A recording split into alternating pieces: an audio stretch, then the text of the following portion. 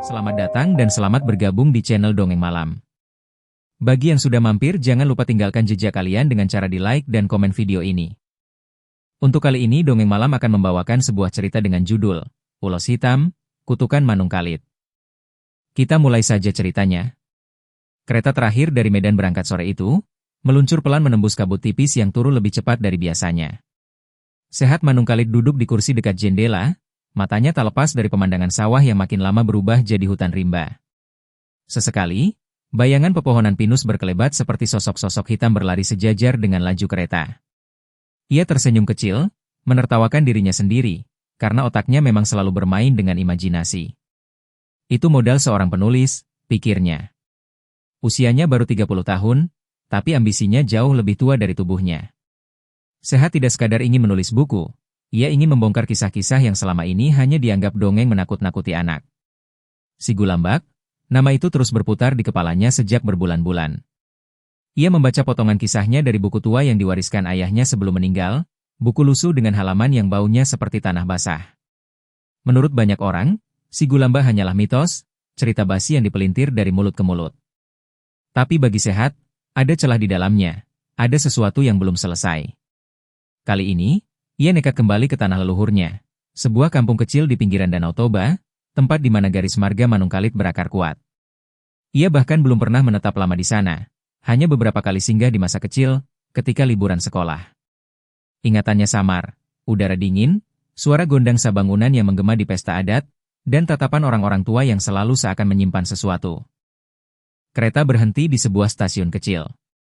Sehat turun, menenteng tas ransel hitamnya. Dari sana, ia harus melanjutkan perjalanan dengan bus tua yang menuju arah Balige. Malam makin pekat, langit seolah menutup diri. Lampu-lampu jalan jarang sekali terlihat, hanya sesekali menyorot batang pohon di tepi jalan. Di dalam bus, suasana hening. Penumpang kebanyakan orang desa yang pulang setelah berdagang di kota. Bau keringat bercampur dengan aroma bawang merah dan ikan asin dari karung bawaan membuat udara pengap. Sehat membuka buku catatannya, mulai menuliskan potongan kalimat. Setiap hutan punya mata. Setiap tanah punya mulut. Dan setiap nama yang dilupakan, menunggu untuk dipanggil kembali. Tiba-tiba sopir bus menyalakan radio tua. Suara penyiar lokal terdengar parau, seperti disaring dari frekuensi jauh. Hati-hati bagi para pelintas malam, sudah beberapa minggu terakhir warga melaporkan hilangnya ternak dan suara-suara aneh dari arah hutan Simaningkir.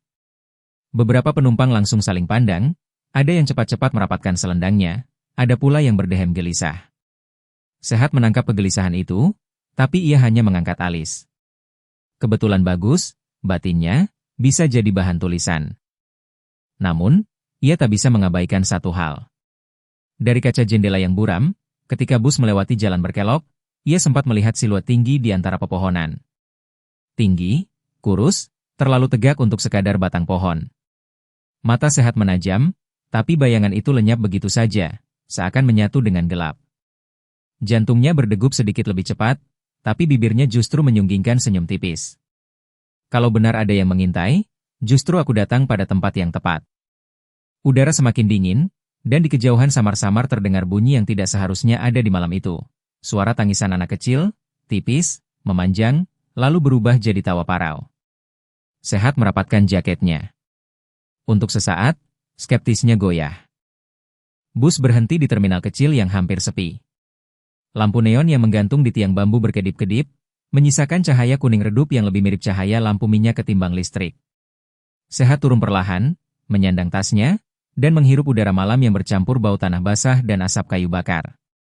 Di kejauhan, ia bisa mendengar bunyi jangkrik bersahut-sahutan, namun di sela-selanya seperti ada suara lain yang lebih dalam, lirih, seperti bisikan yang muncul dari balik hutan. Seorang pria tua dengan wajah keriput menyapanya. Horas, Manungkalit? Tanyanya sambil memicingkan mata, seakan memastikan bahwa orang yang berdiri di depannya memang bagian dari marga yang ia kenal. Sehat mengangguk sopan. Iya, Tulang. Saya Sehat, anak dari almarhum Janer Manungkalit. Wajah si pria berubah seketika, ada semacam hormat sekaligus canggung. Ah, jadi kau anak Janer. Banyak yang masih ingat sama dia di sini. Pantas wajahmu ada mirip. Ia menepuk bahu Sehat pelan. Perlindungan sudah menunggumu di rumah. Jalan ke sana tidak jauh, tapi malam-malam begini, hati-hati. Ada banyak yang tidak suka diganggu setelah gelap. Kalimat terakhir itu diucapkan lirih, nyaris seperti gumaman yang tidak untuk didengar. Sehat hanya menanggapinya dengan senyum singkat.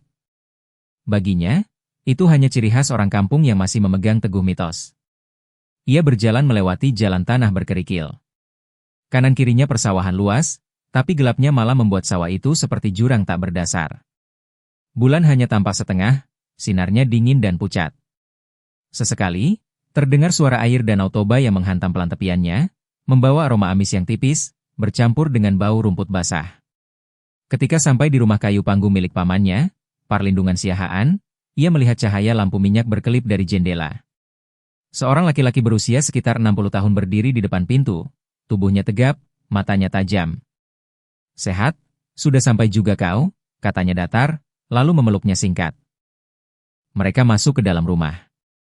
Bau kayu tua dan anyaman pandan memenuhi ruangan. Di dinding tergantung foto-foto lama keluarga, sebagian warnanya sudah pudar. Sehat memandangi satu foto yang menampilkan seorang anak laki-laki kecil berdiri di depan rumah adat, wajahnya mirip dengan foto ayahnya di usia muda. Ia ingin bertanya, tapi Parlindungan buru-buru menutup percakapan dengan menyuruhnya makan. Sambil menikmati ikan arsik dan sayur daun ubi tumbuk, Parlindungan tiba-tiba berkata lirih, "Besok kau harus bertemu dengan Opung Boru BR Manurung. Dia yang paling tahu tentang banyak hal yang tidak bisa dijelaskan sembarangan." Sehat meletakkan sendoknya. "Opung Boru? Kenapa harus menemuinya?" "Saya hanya ingin mencari inspirasi menulis." Parlindungan menghela napas berat, tatapannya tajam menusuk. "Kau pikir gampang menulis tentang si Gulambak? Itu bukan dongeng anak-anak, Sehat. Itu darah, itu kutukan. Kalau kau salah langkah, kau akan membuka pintu yang tidak bisa lagi ditutup." Sehat tersenyum tipis, separuh mengejek. "Saya tidak percaya pada kutukan, tulang. Saya percaya pada cerita, dan cerita selalu bisa dijelaskan." Parlindungan menepuk meja, membuat piring bergetar. "Itu kata-kata yang dulu juga diucapkan ayahmu, sebelum sesuatu merenggutnya dari kami." Sehat terdiam. Hatinya bergetar, tapi logikanya segera mengambil alih. Ia menatap pamannya lurus. "Kalau begitu, justru itulah alasan saya datang. Untuk membuktikan." Malam semakin larut. Angin dari arah danau bertiup masuk lewat celah dinding, membawa suara-suara yang membuat bulu kuduk berdiri. Sehat mencoba tidur, tapi matanya terus menatap langit-langit kayu. Dari luar, samar-samar ia mendengar langkah kaki di tanah, berjalan mengitari rumah. Perlahan, langkah itu berhenti tepat di bawah jendela kamarnya. Ia menahan napas. Lalu terdengar suara, tangisan anak kecil, sama seperti di bus tadi.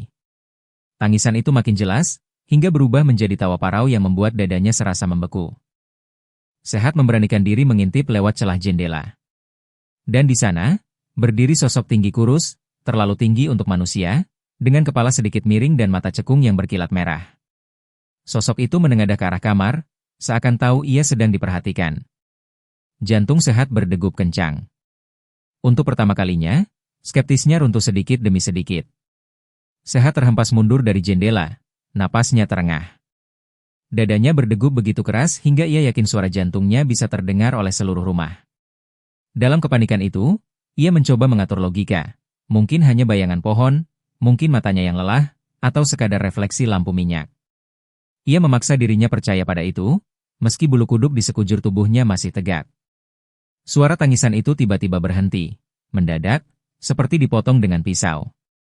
Sunyi begitu mencekam. Bahkan jangkrik yang sejak tadi riuh seolah ikut bungkam. Sehat berbaring kembali, menutup matanya rapat-rapat, mencoba tidur.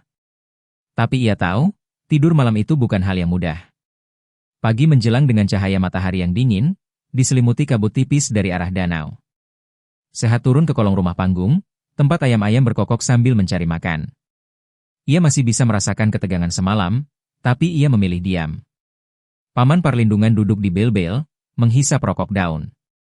"Mukamu pucat," katanya tanpa menoleh. Sehat hanya mengangkat bahu. "Mungkin karena perjalanan panjang." Parlindungan menghembuskan asap panjang. "Tidak usah kau pura-pura. Aku tahu ada yang mendatangimu semalam." Sehat menoleh, kaget. Apa maksud tulang? Pamannya menatap lurus, wajahnya keras tapi matanya seolah menyimpan rasa iba. Kalau kau masih ingin hidup lama, jangan pernah menatap balik mata yang menyala di gelap. Itu bukan untuk manusia. Kata-kata itu membuat Tengkuk Sehat kembali dingin. Tapi ia menahan diri untuk tidak banyak bertanya.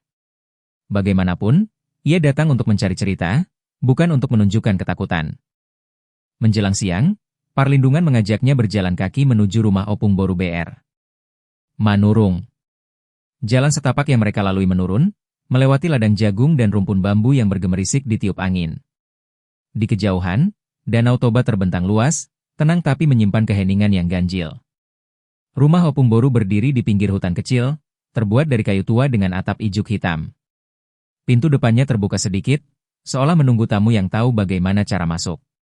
Begitu mereka melangkah, aroma dupa bercampur daun kering terbakar menyeruak, menusuk hidung. Seorang perempuan tua keluar dari dalam, tubuhnya bungkuk, rambutnya putih panjang dibiarkan terurai. Matanya tajam, seakan menembus dinding tubuh. Inang Nirohadu Au, Manung Kalit, katanya dengan suara serak. Aku sudah menantimu, Manung Kalit. Sehat menelan ludah. Opung, saya Sehat, cucu dari Janer Manung Kalit. Opung Boru tersenyum tipis, meski senyum itu lebih mirip guratan pahit. Aku tahu. Kau mewarisi wajah ayahmu, dan juga keras kepalanya. Ia berjalan masuk, memberi isyarat agar Sehat mengikutinya. Di dalam rumah, dinding-dinding dipenuhi ukiran simbol-simbol kuno Batak. Ada juga tulang belulang hewan yang digantung dengan benang merah, serta wadah berisi air yang memantulkan bayangan redup. Suasananya membuat udara terasa lebih berat. Si Gulambak, Opung Boru menyebut nama itu perlahan, seolah tiap huruf adalah beban. Kau datang untuk menulis tentangnya. Tapi tahukah kau, nama itu tidak boleh diucapkan sembarangan? Karena setiap kali dipanggil, ia akan mendekat, mendengarkan, dan menunggu. Sehat menarik napas panjang. Saya tidak percaya makhluk itu ada. Saya percaya pada cerita. Itu hanya mitos. Opung Boru tiba-tiba tertawa lirih, namun tawanya serak dan getir. Begitu juga ayahmu. Begitu juga banyak orang sebelum dia. Dan setiap yang tidak percaya, akhirnya jadi bagian dari ceritanya sendiri. Sehat terdiam. Sesuatu di dadanya terasa menegang, seperti ada tali yang ditarik dari dalam. Ia mencoba menyangkal, tapi kilatan mata Opung Boru membuat kata-kata tercekat. Perempuan tua itu lalu meraih sebuah kotak kayu kecil, membuka perlahan. Di dalamnya ada sehelai kain usang bercorak merah hitam, penuh bercak kecoklatan seperti noda darah tua. Ini, peninggalan korban terakhir. Seorang anak lelaki dari marga kita sendiri, lenyap 30 tahun lalu. Yang ditemukan hanya ini, di tepi hutan. Sejak itu, nama si Gulambak tak lagi disebut terang-terangan. Udara dalam ruangan seakan membeku. Sehat menatap kain itu, dadanya bergetar. Gambar samar wajah anak dalam foto di rumah pamannya terlintas kembali, anak lelaki yang mirip ayahnya. Opung Boru mendekat, suaranya serupa bisikan tapi menancap dalam. Sehat Manung Kalit, kau sudah dipanggil oleh tanah ini. Kalau kau ingin mencari kebenaran, bersiaplah. Karena setiap kebenaran punya harga, dan harga si Gulambak adalah nyawa. Di luar rumah, angin mendadak bertiup kencang, membawa aroma busuk seperti bangkai basah. Dari arah hutan, terdengar sayup-sayup tangisan kecil, yang segera berubah jadi tawa panjang memantul di pepohonan. Sehat melangkah keluar dari rumah Opung Boru dengan langkah berat. Angin masih membawa bau busuk yang menusuk hidung, seperti daging busuk yang lama terkubur. Ia mencoba mengusir pikiran itu, meyakinkan dirinya bahwa semuanya hanya sugesti dari cerita yang baru saja ia dengar. Namun bagian terdalam dari hatinya tahu, ada sesuatu yang nyata sedang mengintainya. Parlindungan menepuk bahunya keras. Kau lihat sendiri, kan? Itu bukan main-main. Sehat menghela napas. Saya tetap butuh bukti. Saya penulis, tulang. Tidak bisa hanya percaya pada cerita lisan. Pamannya mendecak kesal, lalu berjalan lebih dulu tanpa bicara lagi.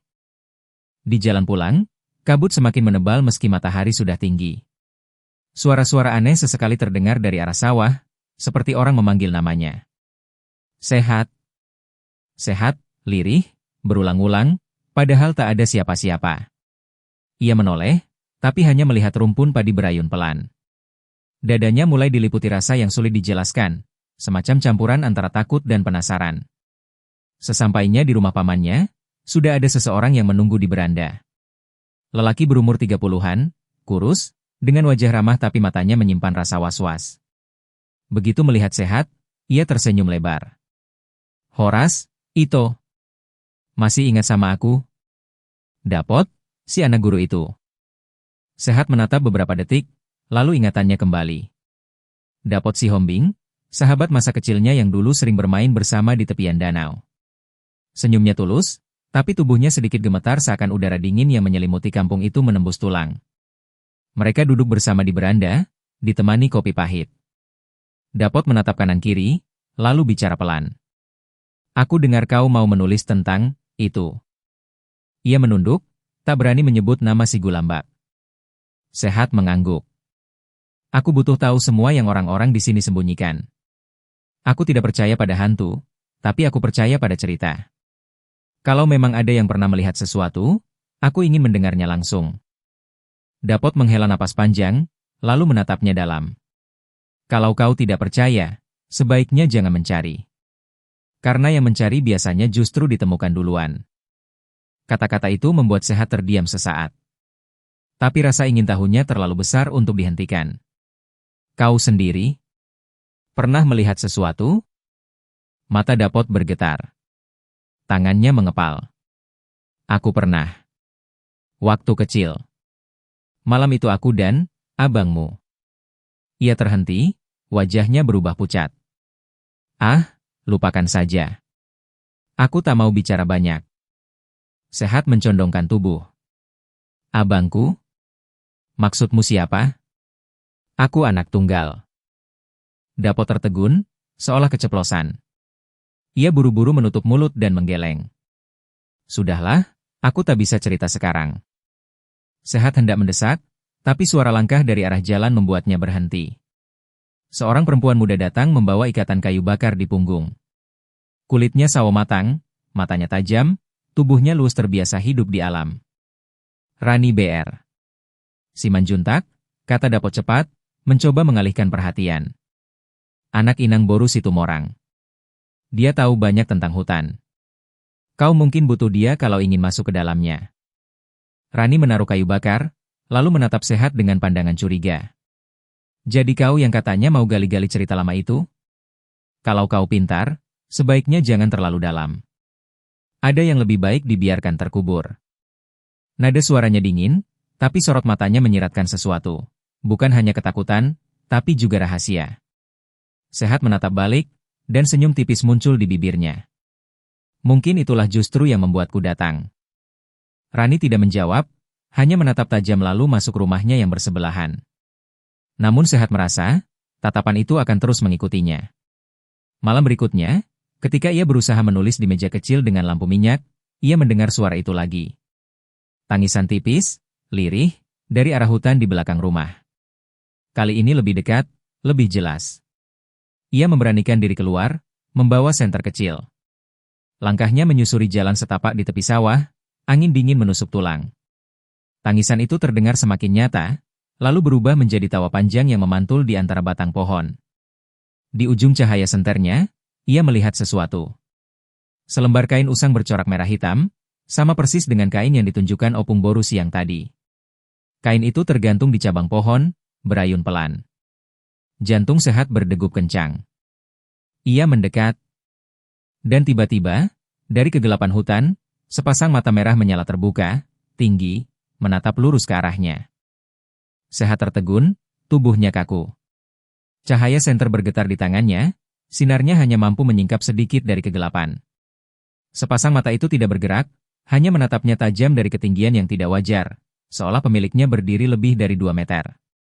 Tangisan lirih kembali terdengar, kali ini persis di belakang telinganya.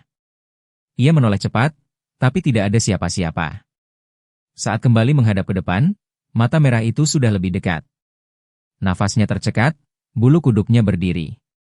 Dalam ketegangan itu, suara lain tiba-tiba terdengar dari arah sawah. "Sehat," sebuah bisikan keras, tapi penuh panik. Ia menoleh, Rani berlari ke arahnya, membawa obor menyala. Api obor itu membuat kegelapan sedikit mundur. Mundur! Jangan lihat matanya, teriak Rani sambil menarik tangan Sehat kasar. Sehat hampir terjatuh, tapi tubuhnya berhasil ditarik menjauh dari tepi hutan. Ketika mereka menoleh lagi, mata merah itu sudah hilang. Hanya gelap, sunyi, dan bau busuk yang tertinggal. Napas Sehat memburu. Apa itu barusan? Kau lihat juga, kan? Rani menatapnya dengan sorot marah bercampur takut. Itu sebabnya aku bilang jangan pernah kau gali-gali cerita ini. Sekarang kau sudah dipandangnya. Kau tahu artinya apa? Sehat menggeleng, masih berusaha menata pikirannya. Apa maksudmu, dipandangnya? Rani mendekat, suaranya lirih tapi tegas. Kalau kau sudah ditatap, kau tidak bisa sembunyi. Ia akan datang, bukan hanya di hutan, tapi juga di rumahmu, di mimpimu, di napasmu sendiri. Kau sudah jadi miliknya, Sehat. Ucapan itu membuat darahnya serasa membeku. Obor di tangan Rani bergetar ditiup angin.